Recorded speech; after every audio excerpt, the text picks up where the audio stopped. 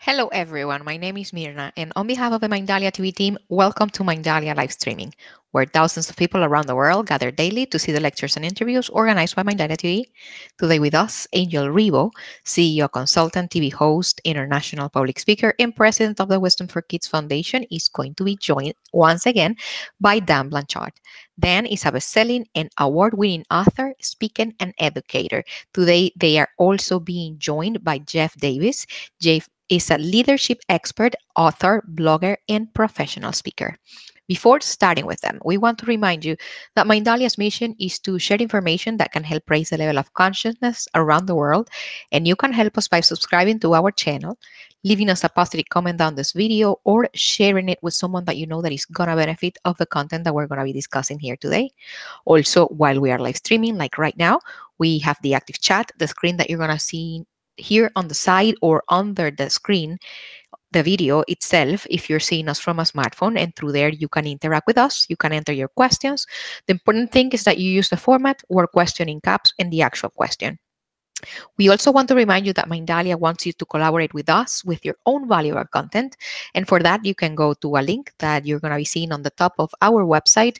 That link is going to say collaborate with Mindalia, and it is going to take you to a form that you can fill out for our technical team to be able to get in contact with you. Remember that you can collaborate with Mindalia in English, as you already know, through Mindalia TV, in Portuguese through Mindalia Televisão, and Spanish through Mindalia Televisión. We also want you to visit our different Facebook accounts, Instagram accounts, follow us, subscribe to our channel. In that way, you're going to be able to help us to expand all our information, and you will be also aware of what we are releasing on a daily basis. We're not going to be delaying this any further, and I'm going to leave you with Angel, Dan, and Jeff Davis. Guys, welcome to Mindalia live streaming. The screen is yours. Thank you. Thank you very much, Mirna, for the introduction. And welcome back. Dan, how are you today? Wonderful, Angel. It's great to be back. Excellent. How was your weekend? Oh my gosh, crazy weekend.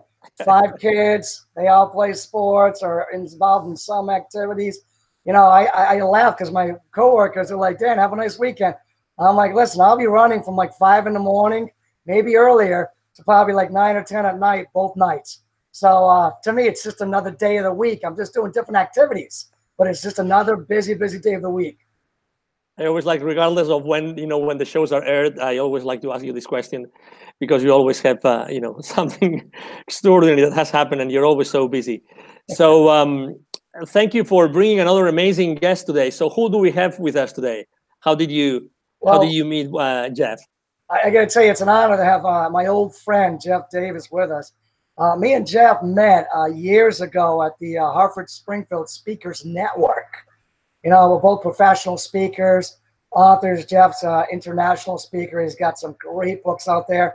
He's a fabulous speaker as well. He did a TED Talk, you know, which is like the pinnacle of success for professional speakers.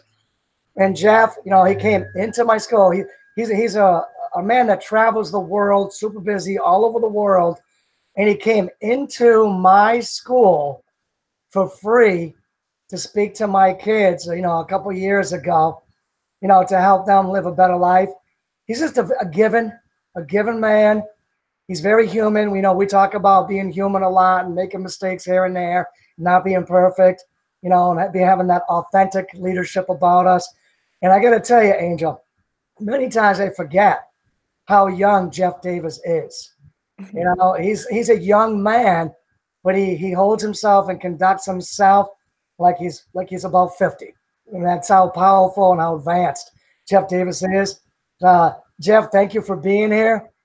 Very, very happy to have you. And I can't wait to the conversation that me, you, and Angel are going to have.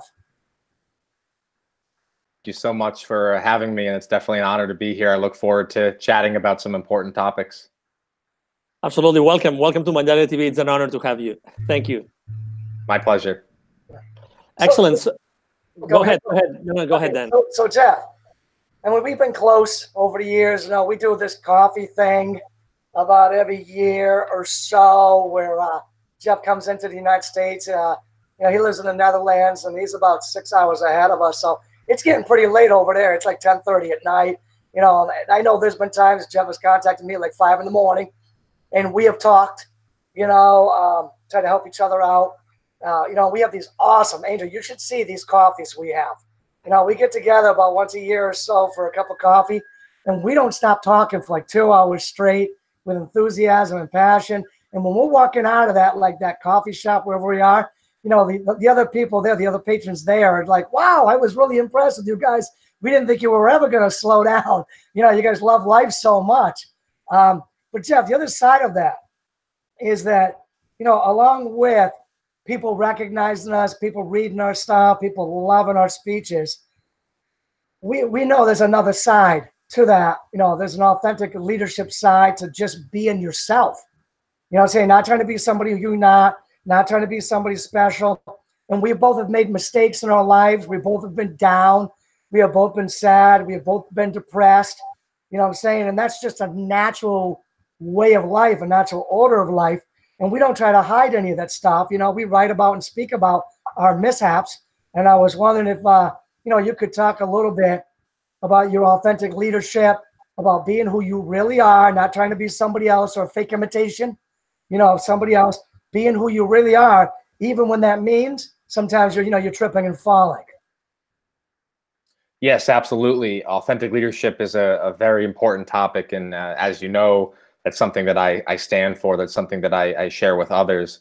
What first got me so interested in it is because I found that a lot of people weren't really living their values. They were preaching one thing and practicing another. They were saying one thing and doing another. And that got me really interested in actually showing people that there's a way to bridge the gap between what you value and what you actually preach.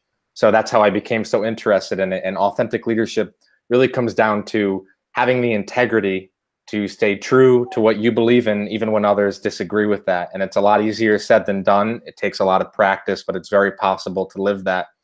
And I also know that authentic leadership comes down to being open about your challenges. So you just said, Dan, a minute ago, that we've both been down and out. But if we can share those challenges in a way that other people can benefit from, that's a way that we can really help others. And there are a lot of people out there who can use authentic leadership in a way that will help benefit them and lift them up to a higher level. That's a great answer, Jeff. I love that. And I'm thinking about when you mentioned values, it just sparked a couple of memories in me. And I can think of 2 quick stories right now when we're talking about values and like real leadership, that comes out of that. I think back, years ago, I had this job. It was a very, very difficult job. And, I had applied for a new job, and based on seniority in the educational world, they gave me the job. And then later on, somebody from downtown came to me and they said, hey, Dan, the job is yours. They're like, absolutely, it's yours. It's going to be a better job than the one you have. Way fewer headaches in the job you have. But here's the deal. They're like, you've got like multiple degrees, multiple certifications. You're so marketable. There's so many, you're so talented. There's so many different things you can teach. But there's a teacher that only has 1 degree, 1 certification that's going to have to post for a job. And then who knows? Who knows where he's going to fall? He may be fine. He may get a job, and that's all good. But as we said, the job's yours. So I thought about that, Jeff, and with my values, I instantly knew the answer. I didn't know this guy. I didn't know him at all, right? But I said, you know what? There is no way I'm going to put a guy out of work who might have to, feed his kids or whatever. There's no way I'm doing it. So I went back to my boss, based on these values. I went back to my boss and I said, hey, I'll stay right where I am. And they said, are you sure? I said, absolutely. I'll stay right where I am. Right. So anyways, a year or 2 later, I get up to that job that I was supposed to have anyways. I make a lot of friends up there. Several years go by. And this teacher comes up to me and he goes, I'll never forget. He goes, that I was about to lose my job. And he goes, and some guy down in the middle school that I don't know saved my job. And I was like, Mike, I'm like, wow. I'm like, you're the guy? Because I'm the guy. You know what I'm saying? And me and Mike had a really good relationship already. But that's so solidified our relationship going forward. that, that this complete stranger had helped him out. And in my mind, he was saying, I can't believe you did that. But in my mind, I would be like, I wouldn't be able to believe it if I didn't do that. You know what I'm saying? That's just who I am. And that's, I think, Jeff, what you're talking about, when it comes to that authentic leadership, based on your values. And if I can do another quick story, there was another time NEASC brought me in to go to a different state to evaluate a school and see if they should keep their, their certification in high school. And when I was there, I worked extra, it was long hours to start with, and I worked extra long hours. I was working, instead of, let's say, 12 hours, I was working like 16-hour days because, that's what I value. You know what I'm saying? I felt that I sort of became a little bit of a leader, based on my value of hard work, which I think, again, fits into that authentic leadership that you're talking about. And when it was all over and done, we had a great long, 4 or 5 day weekend. And when it was all over and said and done, one of the coworkers that I was working with, she came to me and she was like, you know what? I would love you to be the keynote speaker for my organization because of, your work ethic, your leadership style, and the value that you added here. So again, that was just who I was, just what I did, and just the kind of leader I am. So, those two quick stories, I think they fit right in with what you're talking about with authentic leadership, and based on your values, where you don't always get to make the easy decisions, such as staying where I was in that job and not taking the easier job. But based on your values, what the answer is, right, Jeff? 100%. Dan, thank you for sharing both those examples. They were very powerful. And in the first one, wonderful demonstration of keeping someone else's best interests at heart and looking out for someone else. And then there's a lot of people who would not have done that, and you genuinely cared. And that's exactly what I'm talking about. And it sounds simple, it sounds obvious, it sounds easy, but we live in a society of people who often will not do that. And also, like you said in the second example, the value of working so hard, and that's also very true. You value hard work, you live it, you teach it to your children, both at home and in the schools. So I think those were both great examples. Yeah. And Jeff, you've got a few awesome books out there, The Authentic Leadership, The Mountaintop, and a couple more that you're doing. And I know you're on the speaking circuit around the world. You talk about some great things. And I love the style that you use to gain some of your information. You go to like these experts and you sit down, you have a cup of coffee with them, and you pick their brains. And from these experts, you learn incredible things, and then you share these incredible things.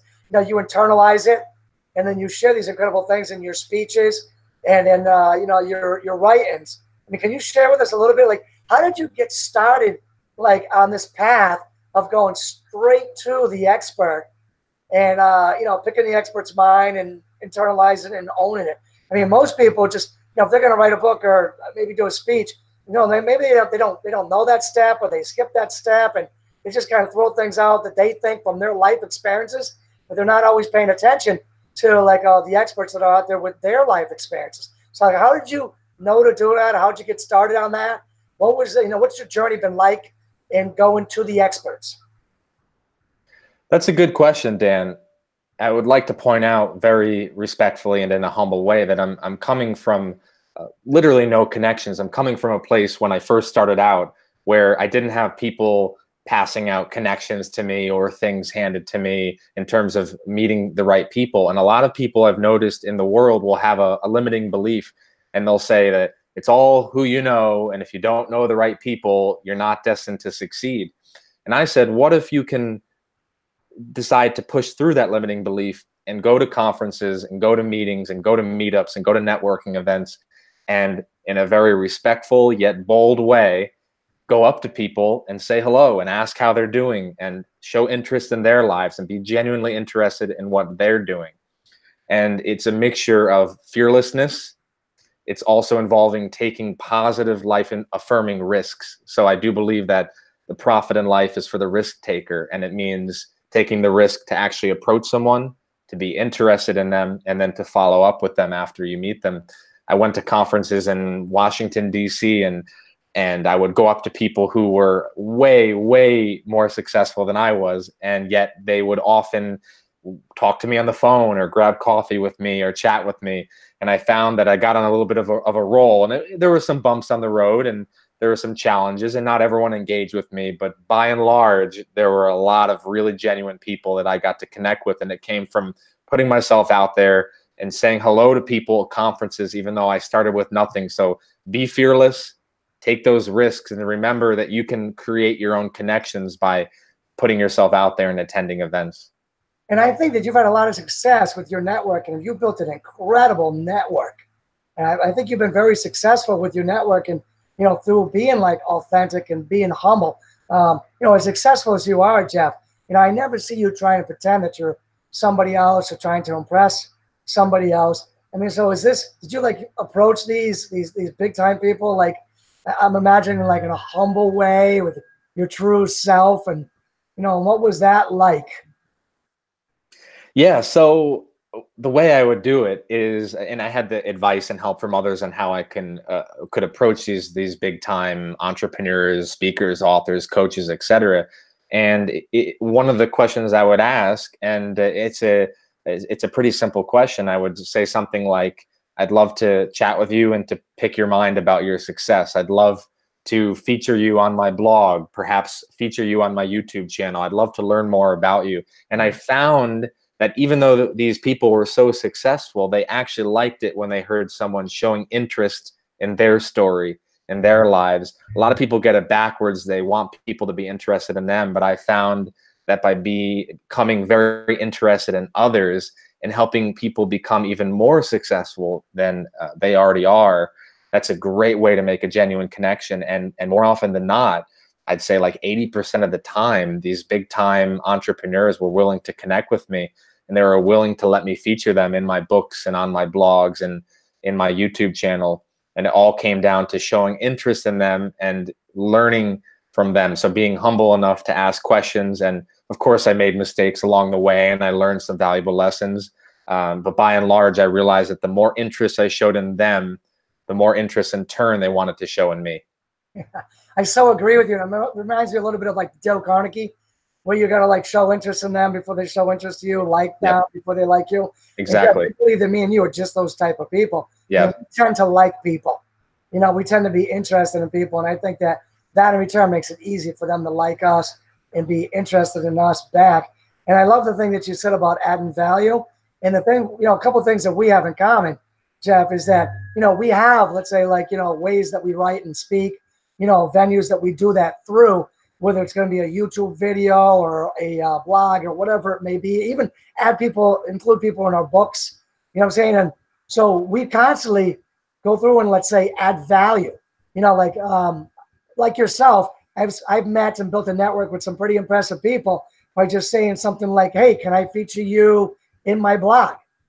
You know what I'm saying? Something very simple, my next article or my next book.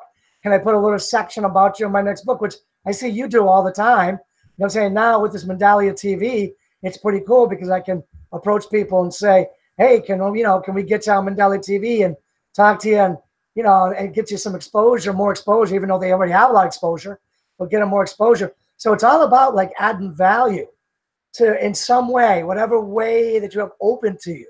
So adding value to other people's lives, liking them first, showing interest in them first, and then you'd be surprised about what kind of network you could build, how large and and the great quality you could get in there.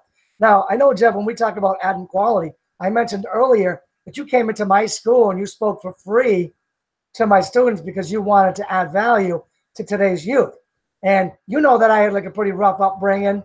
I know that your life wasn't easy for you coming up, and I know for me, that rough upbringing, when I look at my students, I'm like, and I think about my life, I think about my brother's life, and I'm like, these students need a teacher like me to be in that classroom who kind of gets them and can add value to them. So, I mean, I know you do like some sort of, similar things as well as that. Can you like talk on that a little bit about how you adding some value to our youth and maybe why you're the right person? Absolutely. So first of all, Dan, I want to give you credit for being you. I really mean this sincerely. You've been through some incredible challenges. I've read cover to cover both of your books. Loved them. I've got them on Kindle. I've got them on PDF. I've written reviews of your book. So I just wanted to say you have done some great work in this world, and keep it up. You're a great example of that, and you've overcome some incredible challenges. So in terms of why I am a person who would be very valuable for students to listen to is, well, I talk about authentic leadership. I will live it here, in that when I was 17 years old, I went through some incredibly difficult challenges. I had some unexpected setbacks in high school. My senior year didn't turn out the way I had expected it to. And from a surface face value level, that seems like not that big of a deal, but it turned out that I was depressed, and there was one point where I didn't even know if I could go on. And that came from the fact that there were so many unexpected setbacks in a row, and no one ever really showed me how I can overcome those challenges, how I can keep it in perspective, how I can meditate and things like that. So the way I can relate to kids is that when they're going through these setbacks and they have these unexpected challenges, I can relate to them when they're in the dumps, when they think they can't go on, when they think their life might be over. I can give them very practical tips like connecting with your inner source and shifting back into neutral. I often tell them you can do tools like reflection and meditation and remembering that you're loved. So these tips are all things that I wish someone would have told me. And my high school made me think that all of my self-worth depended on being on some silly team. So when I didn't make that team, I thought my life was over. It would have been very helpful, Dan, if I had a teacher like you who would have helped me work through that setback. So I think I know there is a need for what we do in the world. These kids are not given the tools they need to deal with their challenges, and that's why what we do here is very important. Absolutely. And Jeff and Angel, I mean, that's three men here. You know, I don't think we're too manly to like let the kids know that we love them. You know what I'm saying? We make it known that, you know, that they are loved. And Angel, you do a lot of that over in Latin America. I'm absolutely sure you do that.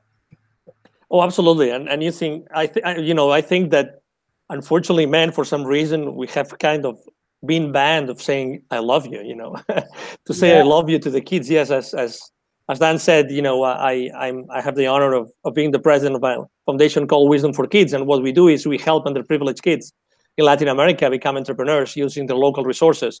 So I'm in contact with, you know, a ton of kids really in really poor areas and challenge areas I'm sure that you both know of them. You know, suburban areas, rural areas, even indigenous communities where, you know, kids are really challenged. And you know, when we get there, you know, they say, you know, this knowledge will never be available to them ever in their lives. So it's either you or nobody. And they will always ask us, so what is the cost? You know, how much is that going to cost us? And we always obviously say it's nothing. We just do that because it's our life purpose and it's our life mission. And we love to do that. And obviously, I have 3 kids here in the U.S. I'm in Dallas, although I'm originally from Barcelona. But I'm as you were explaining it, obviously with Dan every week, but now today, you, Jeff, as you were telling what you see in the youth today, I was really reflecting about my own kids and what they have gone through and they're still going through in their school system. And I think that there's a lot of things that, you know, they can learn from people like you, someone that, you know, overcame these challenges, trying to also change like the school system somehow. But my question was, what was that defining moment in your life for you, Jeff? What was that defining moment that you saw yourself saying, oh my God, I think this is over. All these, you know, terrible challenges that were in my life. What was that turning or defining moment that you said, okay, I think I got something here and I can move forward. And not only that, but I can also contribute to humanity, contribute to the youth in the world that so much needs it. So you're asking, when was that moment when I realized I'm ready to share this with the world? And yes, exactly. That's a very good question. It was something that I had to build up the confidence over time, because this was a very private event. And when I was experiencing it, I literally didn't think I could share it with anyone whatsoever. So it was building up that confidence over time to know that I could be vulnerable enough to help people who are also going through challenges. And as I saw in the world, suicides are occurring and the suicide rates are increasing. Bullying is still an international epidemic. There's kids who are making bad choices, doing drugs.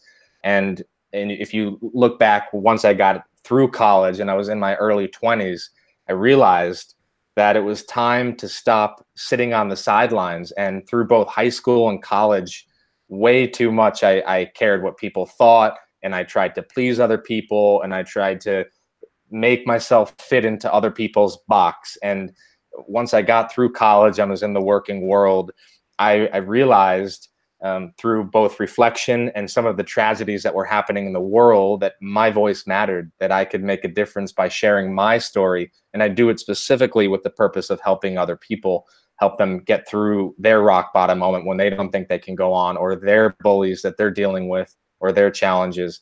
So it was really seeing that I no longer was the little kid I was in high school or even college, but now I was an adult. I was my own person. I could make my own choices, didn't have to live my life to please others, and I could break free in a way that would help other people in the world. I think some of the problems that we run into as young men trying to grow into adult men is that, you know, we always think we got to do everything on our own as men. And we're like afraid to ask for help because it doesn't seem too manly. And then we grow up to be men. And I got to tell you, this world needs more men like you, Angel, and you, Jeff, and me. But what happens is sometimes we run into trouble. I mean, I have a buddy, I was having a cup of coffee with him a couple of weeks ago, and he was telling me all about how, you know, he was the leader at work, the leader of his family. You know, he was trying to do everything all by himself, and he was feeling the pressure, and he was too afraid to go talk to his wife about it because he didn't want to worry her.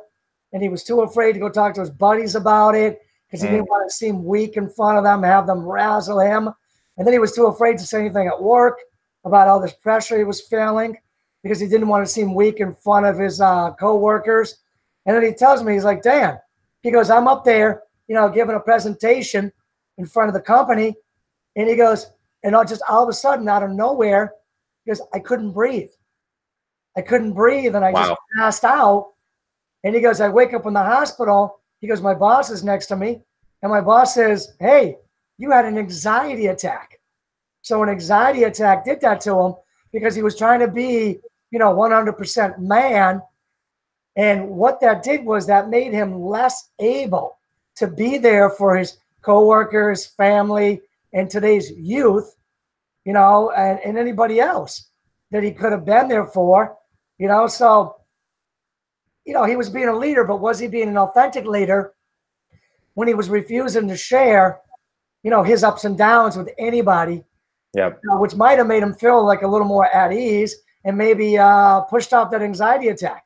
So I think that us men, we can't be, you know, always locked into that zone, Jeff and Angel, of being like, you know, we have to be 100% manly, and we can't let anybody see any weaknesses in us. Because in the end, Jeff, what you talk about, you know, I don't see that as authentic leadership. You know, if anything, when people see that we have weaknesses and flaws, you know, I think it probably gives others hope. You know, wouldn't you think that that's kind of the same line of reasoning, Jeff? Yes, you nailed it, Dan. That was very well said. Another great example for sure. And it is so important to be open about those challenges, and it's not always easy. But for example, I got very severely bullied by a kid on my college baseball team. That's embarrassing. That's humiliating. You would not believe, you would simply not believe, and I mean that as a figure of speech, how many people have said to me 2 words, thank you, because I share this experience. And apparently bullying is not only happening in schools, it's also happening in the workplace. So when you share that humiliating moment, it's embarrassing to say that I got physically assaulted by my college baseball teammate. He broke the law. He assaulted me. He went beyond a bully. He became a criminal. But other people are experiencing that or even worse. And when I'm open about that, humiliating moment, there are just thousands, millions of people who can benefit from that. And that's exactly what you're saying, Dan, that you have to be the authentic leader and share those challenges both while you're going through them and also once you've gotten past them so that other people can benefit from that. No doubt. And Angel, Absolutely. I'm sure you've been down that road as well at some point. Oh yeah. I mean, the more underprivileged the areas that you go are, the more you see that justice is taken by anybody in any way, and people are helpless. I mean, literally, they cannot go anywhere. And obviously, I'm talking about kids. In our case, kids. I'm talking about 7, 8, 9, up to 15. So that means like middle school kids. And yeah, I mean, in those places where there's no structure, and I'm also, it's not those are typically countries in which education is not for everybody. Not everybody has access to it. So everything depends on parents or community leaders or tutors or all the sort of figure. But so absolutely. So we have thank God we have a lot of things to do, and I think that we are building. I think that the most satisfying thing for me is that every time that someone comes back to me and say, "Hey, I heard you talking about this. I love what you said, and I took a decision that changed my life forever."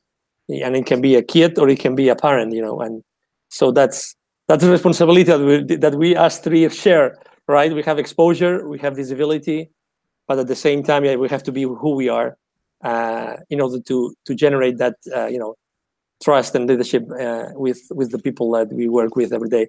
Unfortunately, we have to wrap it up here, and I would like to leave before asking Jeff, please share with all the audience, where can we find you? How can we have access to you, to your blog, to your wisdom? Absolutely. So you can go directly to my website, which is jeffdspeaks.com, jeffdspeaks.com. And then my blog would be jeffdspeaks.com/blog. I'm also on the social media channels. You can connect with me on LinkedIn, Facebook, etc. And also feel free to email me directly, jeff@jeffdspeaks.com. I'm always open to answering questions, concerns, thoughts. If you have a challenge, feel free to run it by me. I'm here to help. Awesome. Thank you. Well, thank you very much. It's been a great pleasure to get to know you and to know this amazing race in which you are right now. My pleasure, and I am very much honored to be on this show, Mindalia TV. I thank you very much for all you're doing in the world. Keep up the great work, and as always, I will see you guys at the mountaintop. Oh, absolutely. Dan, please share with the audience, where can we find you? Okay, you can go to danblanchard.net or granddaddysecrets.com or any of the social media channels. Google me, Dan Blanchard, author, speaker, educator. You'll find me all over the place. Go to Amazon, check out my book, The Storm, How Young Men Become Good Men. You'll love it. I'm all over. You'll find me. Excellent. Thank you. So again, thank you very much, Jeff, for being with us. Dan, thank you very much. See you soon on another of our shows, trying to help parents and trying to help youth, because they really need it. And everything that we do is really hitting the hearts of everybody. So thank you very much. And again, this is Angel Ribo with Mindalia TV. Thank you very much for being with us today. I hope that you have enjoyed the show today as much as we have. Hope to see you soon. Have a wonderful day. Bye-bye.